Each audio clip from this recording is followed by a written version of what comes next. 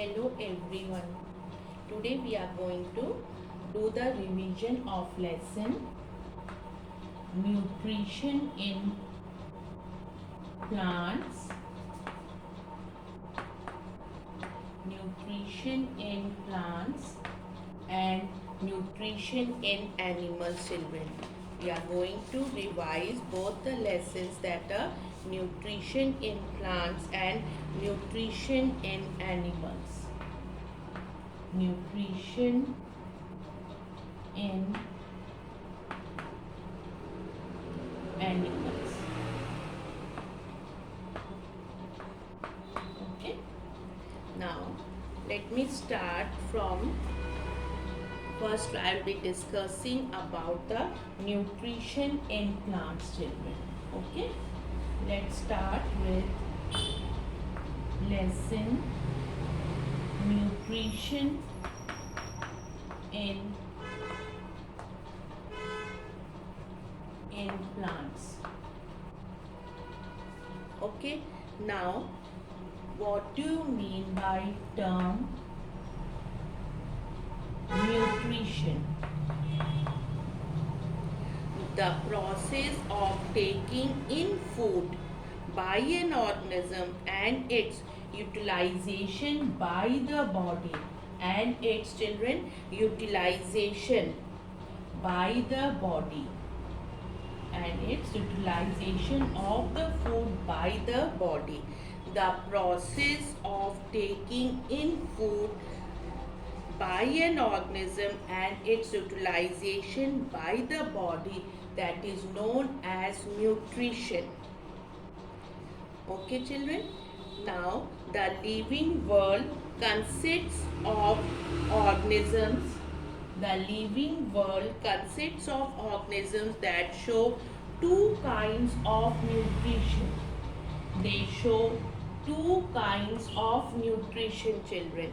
One is autotrophic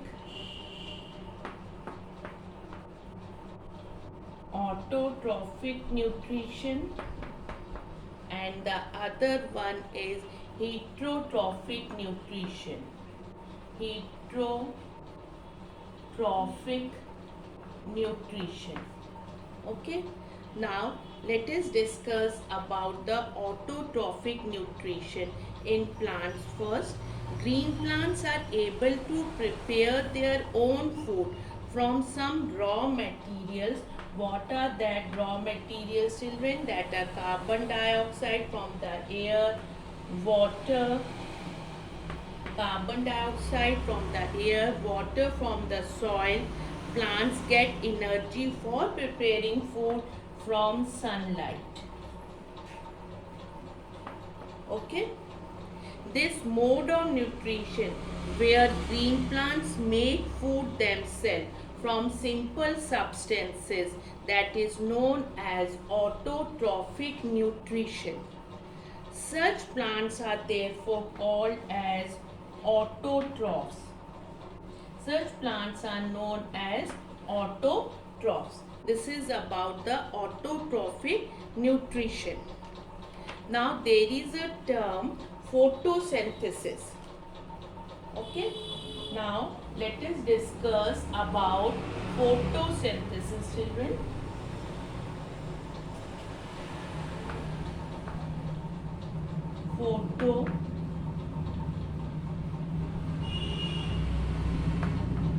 Photosynthesis. Carbon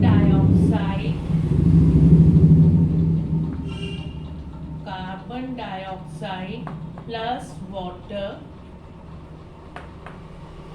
Carbon dioxide plus water, glucose plus oxygen. Okay, children. Using the energy from the sun. Using the energy from the sun. Okay. Using the energy from the sun, a chemical reaction that takes place in the green parts of the plant. Where does this chemical reaction take place? A chemical reaction takes place in the green parts of the plant. In the green parts of the plant, children. Okay, in which carbon dioxide and water are converted into food in the form of glucose and oxygen is released. So this is the synthesis of food occurs in the presence of sunlight is called photosynthesis, children. What is that is known as? This is known as photosynthesis. Now, what are the conditions necessary for photosynthesis? The conditions necessary for photosynthesis are, children, presence of chlorophyll, presence of chlorophyll is required, presence of light should be there, carbon dioxide, presence of carbon dioxide and presence of water. Okay. Now, children, as you know, plants cannot absorb the nitrogen directly. They are not able to absorb the nitrogen directly. They get nitrogen in two ways. They get nitrogen in two ways. Okay. They get nitrogen in two ways. Soil contains certain bacteria which are called rhizobium that can convert atmospheric nitrogen. They can convert atmospheric nitrogen into water soluble compounds.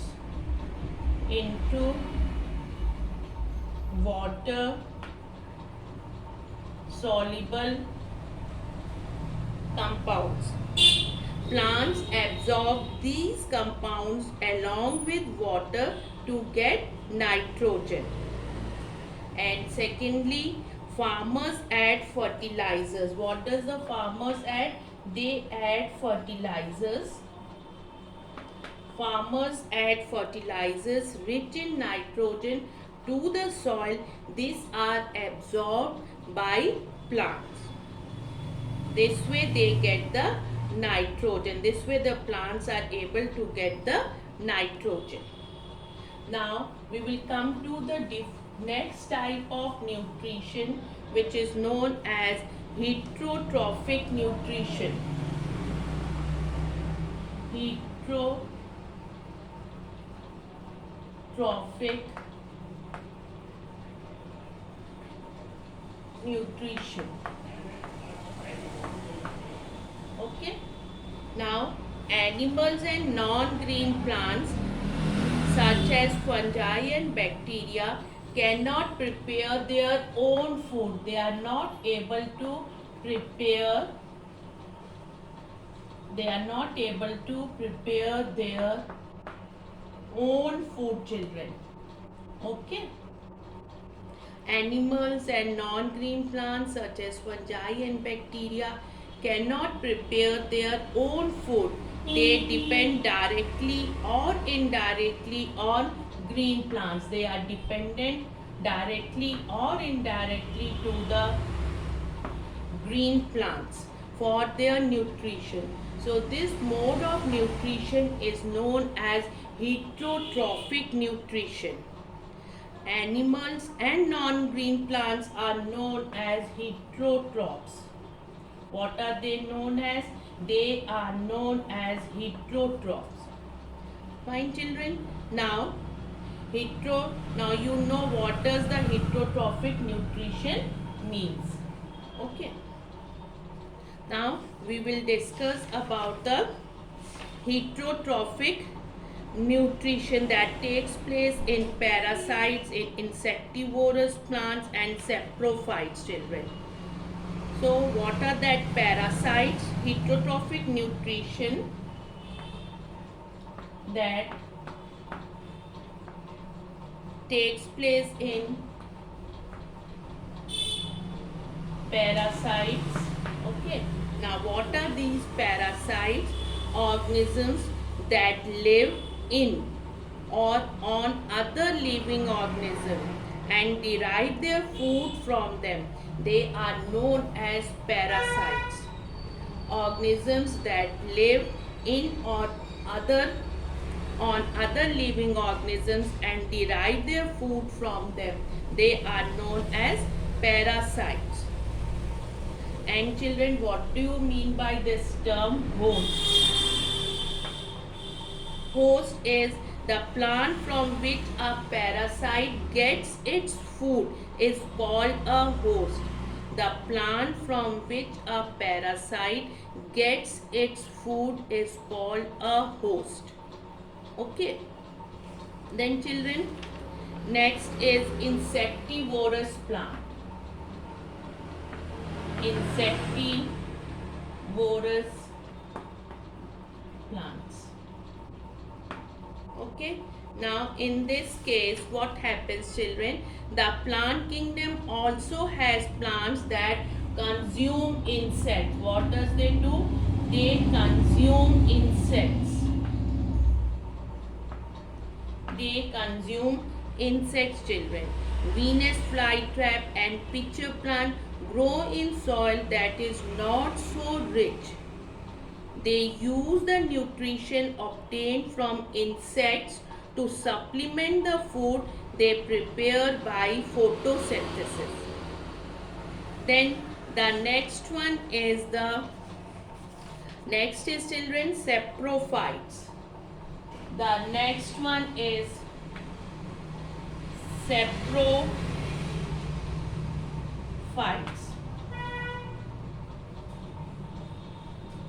Next is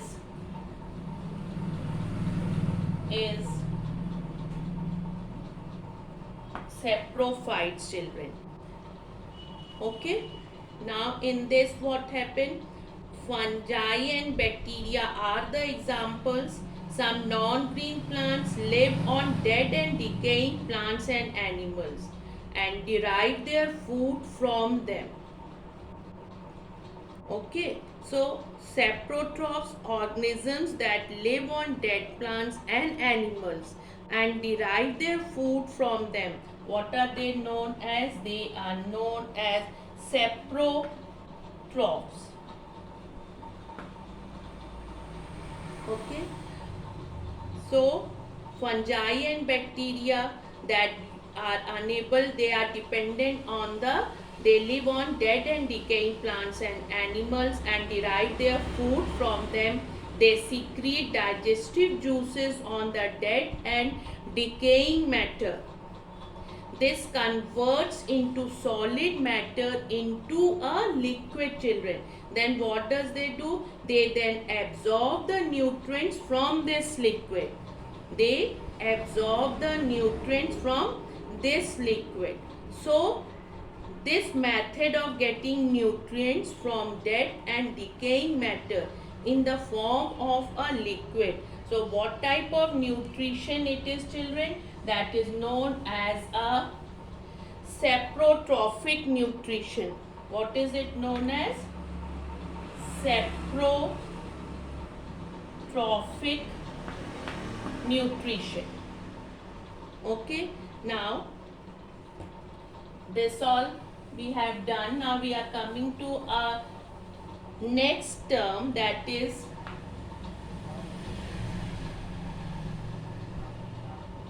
symbiosis. This mode of, in the symbiosis children, the mode of nutrition where two different organisms work together for their mutual benefit. They work together for their mutual benefit. That is known as symbiosis. Okay children? The fungus supplies water and minerals to the cells of the alga, while the alga supplies food to the fungus. So they are mutually benefited by each other. Such a mutual beneficial relationship is known as symbiosis. Okay. Now children, the next topic I would like to discuss with you, that is replenishing nutrients in soil. Replenishing nutrients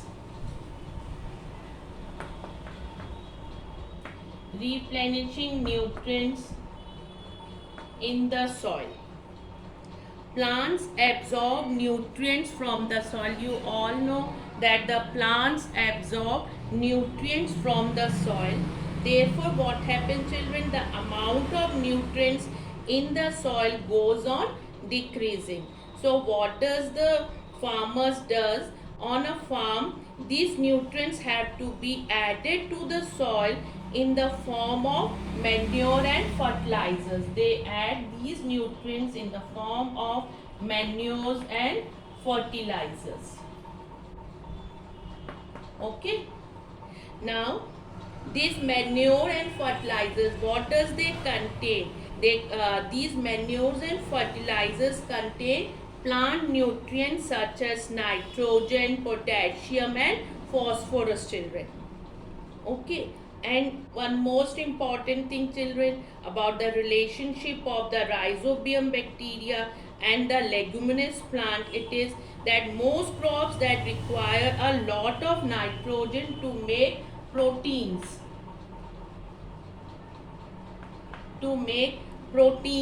okay, when the crop is harvested, the soil becomes deficient of nitrogen after the harvesting of the crop.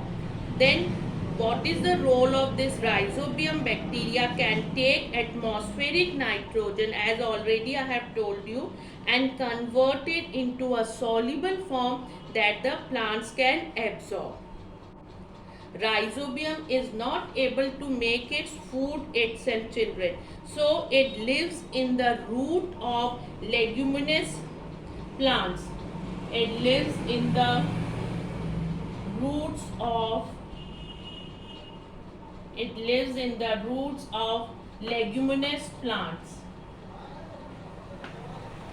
It lives in the roots of leguminous plants like gram, peas and moong, where it gets food and shelter. Rhizobium bacteria lives in the roots of this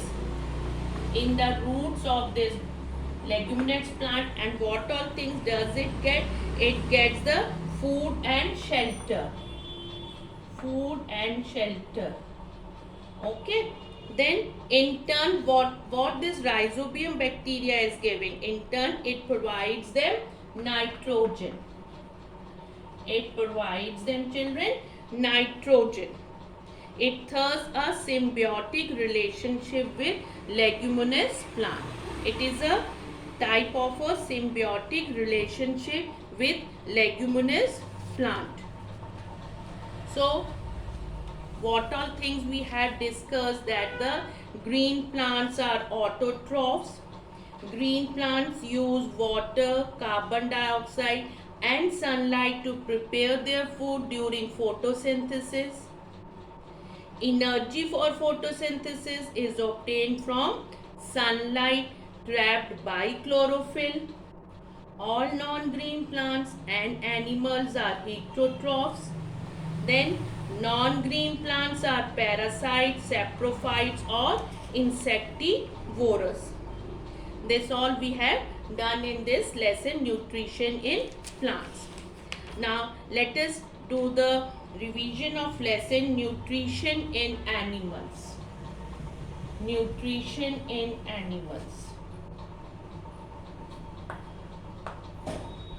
Nutrition in animals. Okay. Now we'll do a revision of the lesson nutrition in animals. There are the various processes involved in nutrition in animals that take in solid food are ingestion, okay, then digestion,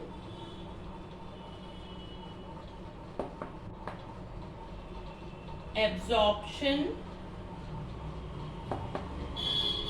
okay, assimilation,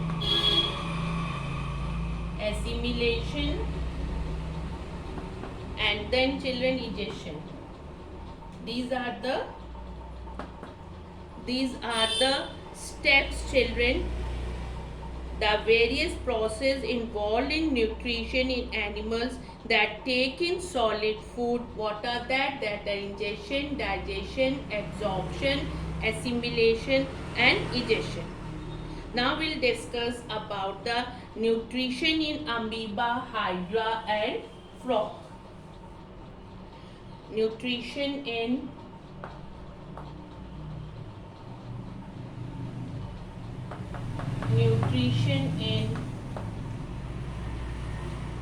amoeba, hydra, frog. The unicellular amoeba, what does it do? It engulfs tiny particles of food by throwing pseudopodia around it. Okay, and then what is the way of hydra, children? Hydra is a simple multicellular animal. It has number of tentacles around its mouth which are used for ingestion of food.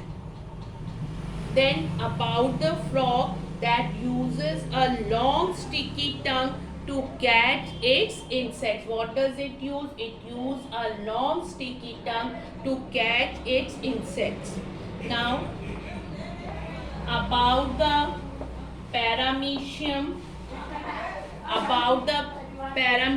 What does the paramecium does? Now about the paramecium, children. The unicellular paramecium has stiff hair-like structures that are known as cilia all over its body, which are used for digestion. Then about the spider weaves a sticky web in which small insects get stuck. Then this mosquito sucks up the blood of animals. The housefly also lives on liquid food. Now we will discuss about the human digestive system. Human digestive system. The human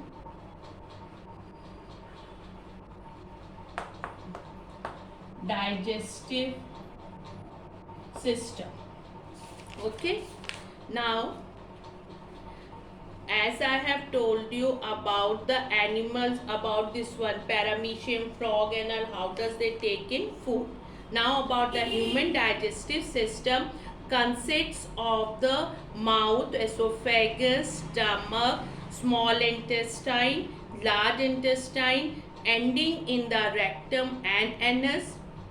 The salivary glands, liver, and pancreas are organs that help in digestion, children. Which are that organs also? Salivary glands, liver, and pancreas all are the organs that help in digestion. The different types of teeth in human are incisors, canines, and children premolars and molars. Okay, now digestion, children, begins in the mouth. Where does this digestion begins? Digestion that begins in the mouth, children. It begins in the mouth, children, and continues in the stomach and small intestine. digested food is absorbed in the small intestine. Now about the role of in the inner lining of the stomach, children. In the inner lining of the stomach secretes mucus, hydrochloric acid, mucus, hydrochloric acid and digestive juices, children. Okay, what is the role of this acid? The acid kills bacteria. The acid kills bacteria and bacteria that enter with the food, children, and also helps in the digestion of proteins. The food is partially digested in the stomach, then it goes into the small intestine where most of the digestion is done. Okay, as the food leaves your stomach, little by little, children, it enters in the small intestine. The last step of digestion takes place here only, children. Now about the liver. Now let us discuss about the liver and pancreas.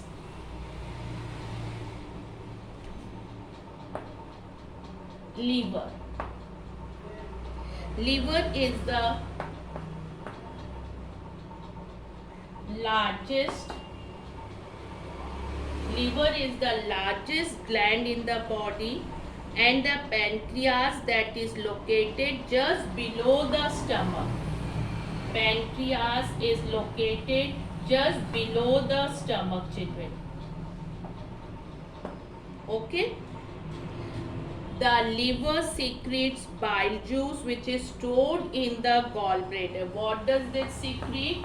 This secretes the liver secrete the bile juice stored in gallbladder.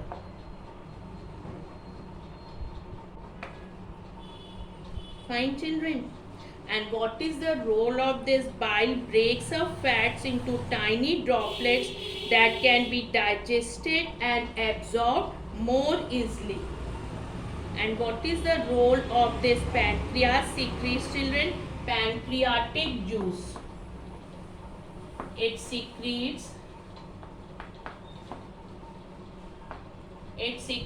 pancreatic juice that changes starch into simple sugars and proteins into simpler compounds. What are that known as, children? They are known as amino acids.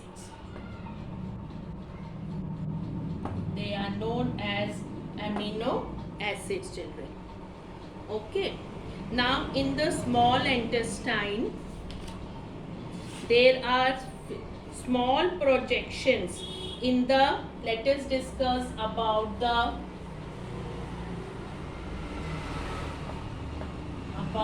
villi. What is it, children? These are the small projections in the inner walls of the small intestine. In the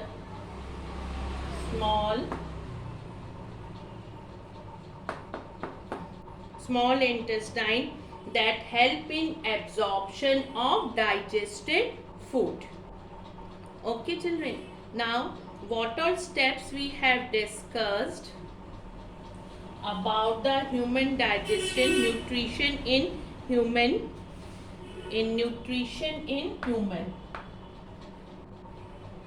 Nutrition in humans. Okay, what are that process? First one is the ingestion, mouth. Okay, then children, from here the digestion. Now what are that? For the digestion, children, digestion takes place in mouth, stomach and small intestine. Fine, children. After that, what is it, children? After the digestion, what takes place? That is the absorption. That is absorption. Now, where does this absorption occurs? That occurs in small intestine.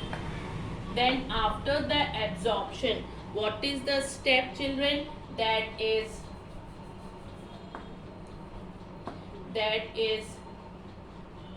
assimilation. Okay, that occurs in the cells of the body. It occurs in the cells of the body.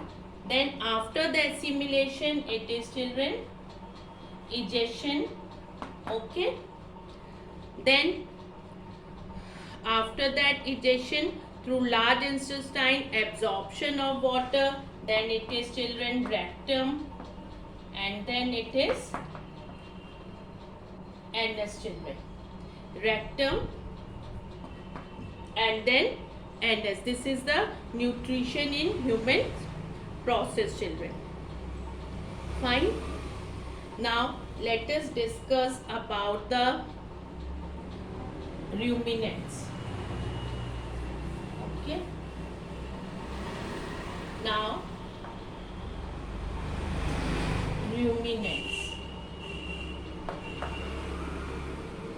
Plant-eating animals that digest their food in 2 steps. They are called as ruminants. They have complicated stomach consisting of 4 chambers.